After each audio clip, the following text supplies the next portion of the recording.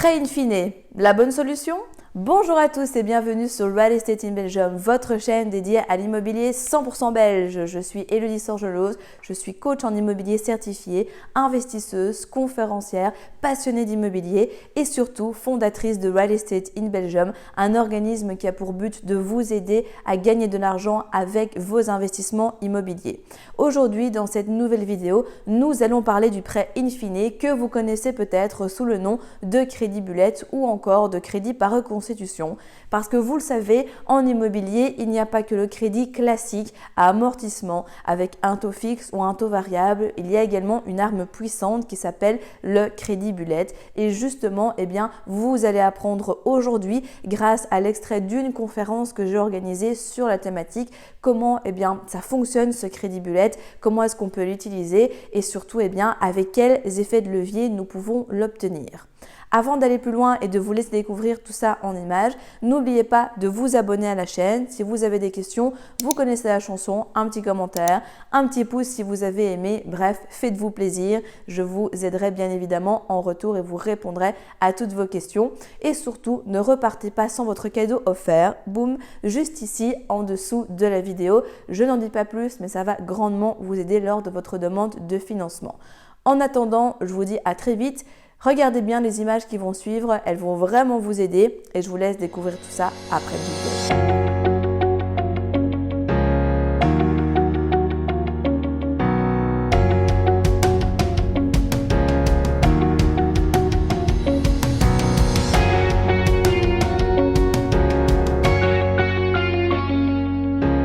On va parler du crédit bullet ou crédit par reconstitution.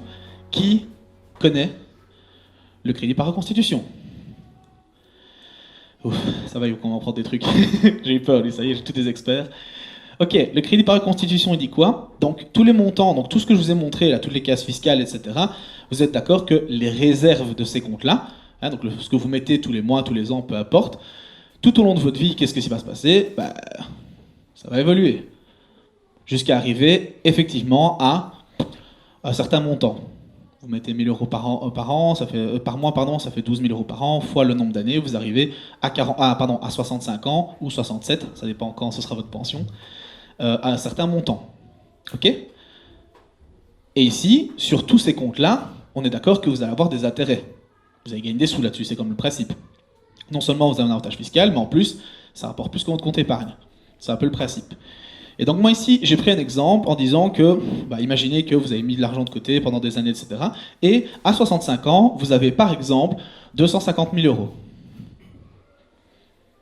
À 65-67 ans. Donc c'est la projection avec les intérêts, avec vraiment tout ce que vous aurez gagné. D'accord ? Mettez le montant que vous voulez, c'est vraiment un exemple comme ça. Vous voulez mettre 100 000, 150 000, vous voulez mettre 80 000, peu importe, c'est le montant. Alors, ça, c'est effectivement ce que vous aurez à 65 ans.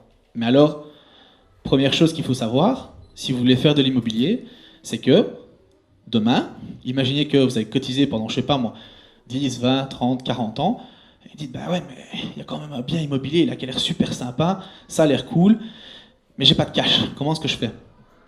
Première chose, vous pouvez retirer 80% de ce que vous avez constitué dans vos épargnes, à condition que ce soit pour de l'immobilier.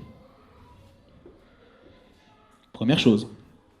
Deuxième chose qu'il faut savoir, c'est que votre demande en crédit... Allez, quand vous voulez faire de l'immobilier, en général, si vous devez attendre 65 ans pour avoir les 250 000 euros, c'est un peu chiant. Enfin, c'est un peu rare quand on réinvestit à... Enfin, pas rare, mais je veux dire, c'est moins fréquent de réinvestir à 65 ans. À 65 ans, on a plutôt envie de profiter des capitaux. Ok, donc votre demande en crédit, votre besoin de crédit, il est ici, maintenant, à ce séminaire. Si je vous disais que demain c'est pas une blague, imaginez que vous commencez ces épargnes, tout ce que je vous ai expliqué ici, si je vous disais que demain, les 250 000 euros, moi je vous les prête. Donc je vous prête non pas ce que vous avez aujourd'hui et ce que vous avez réellement cotisé, mais ce que vous aurez à 65 ans. Et pendant toute la durée du crédit, donc jusqu'à vos 65 ans, en fait, vous payez que des intérêts. L'avantage, c'est quoi? C'est que quand on paye que des intérêts, En général, donc, quand on paye un crédit, ça j'ai pas besoin de vous réexpliquer, je crois, vous payez toujours de l'intérêt et du capital. On est d'accord, vous avez un crédit de 100 000 euros, ben, les 100 000 euros, vous payez ben, ce que ça coûte par mois, plus les intérêts que la banque prend. Mais chez moi, que les intérêts. On va prendre un petit exemple. Imaginez un peu que monsieur Estaté, merci pour ceux qui ont remarqué le jeu de mots, estate en anglais, immobilier, non, d'accord? Si, d'accord. J'ai un collègue qui fait les slides, il fait de la merde à chaque fois, il est content. Donc, monsieur Estate envisage un crédit de 250 000 euros, encore une fois, mettez les montants que vous voulez. Moi, c'est juste un exemple chiffré pour vous allez, montrer un peu à quoi ça correspond. 250 000 euros et il veut acheter 2 appartements et un studio. C'est bon, ça, Hello? Ouais? Je t'en pense. 2 appartements, un studio pour 250 000? Plus ou moins? Allez, ok. Imagine qu'il a un revenu locatif de 600 euros par appartement et 350 euros pour le studio. Ouais, allez, plus ou moins rentable.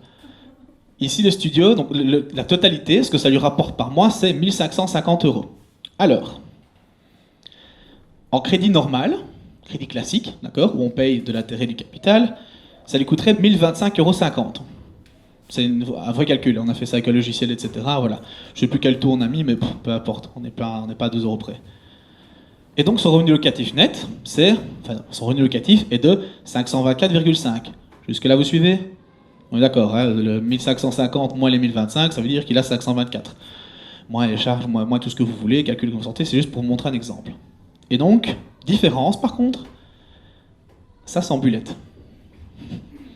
Donc en bullet, il va payer 362,50 euros par mois. Ça, c'est ce qu'il aura par mois. 1187,5 euros par mois.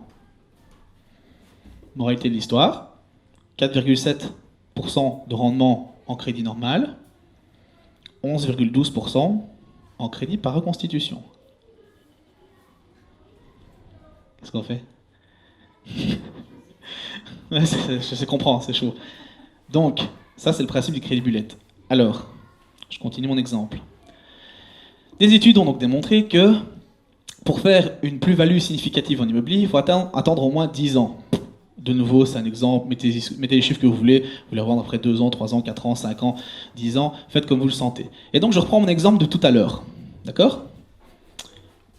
Dans mon premier cas, il a donc 1025, donc il a un revenu locatif net de 524 euros par mois, et donc de l'autre côté, 1187.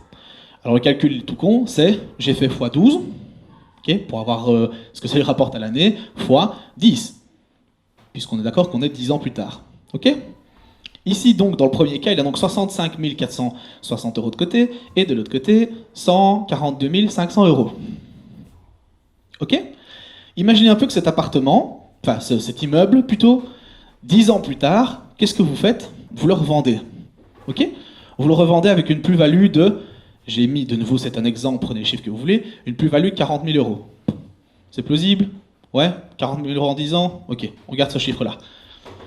Et donc, d'un côté, il aura 105 460 euros, puisqu'il a fait une plus-value de 40 000 euros, et de l'autre côté, avec la même plus-value, 182 500 euros, dans sa poche 10 ans plus tard.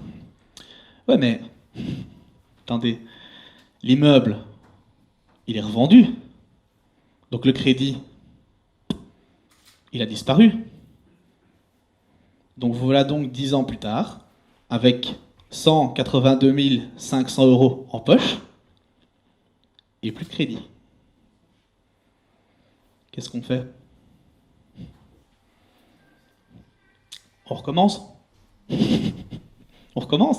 Les 250 000 euros en question, là, ils sont toujours disponibles. Hein, vous avez revendu, donc le crédit est toujours dispo. Ouais, mais sauf que vous avez toujours vos 250 000 euros de disponibles, mais vous avez 182 500 euros en poche à réinvestir. Il y a moyen d'acheter un truc un petit peu plus gros, et je suppose que vous avez peut-être vu avec Elodie que forcément, plus entre guillemets c'est gros, plus on peut séparer, plus ça peut être rentable. Si vous êtes arrivé jusqu'au bout de la vidéo, c'est qu'il est fort à parier que l'investissement immobilier en Belgique vous intéresse. C'est pourquoi je vous invite à vous abonner à la chaîne YouTube afin de ne manquer sous aucun prétexte les prochaines vidéos exceptionnelles qui vont être publiées. Mais également, surtout, ne repartez pas sans votre cadeau offert. Pour cela, rien de plus simple, il vous suffit de cliquer juste en dessous de la vidéo sur le lien et vous allez accéder directement au cadeau que je vous offre et qui va grandement vous aider lors de votre demande de financement. En attendant, je vous dis à très vite, prenez soin de vous et on se retrouve très prochainement pour de nouvelles aventures.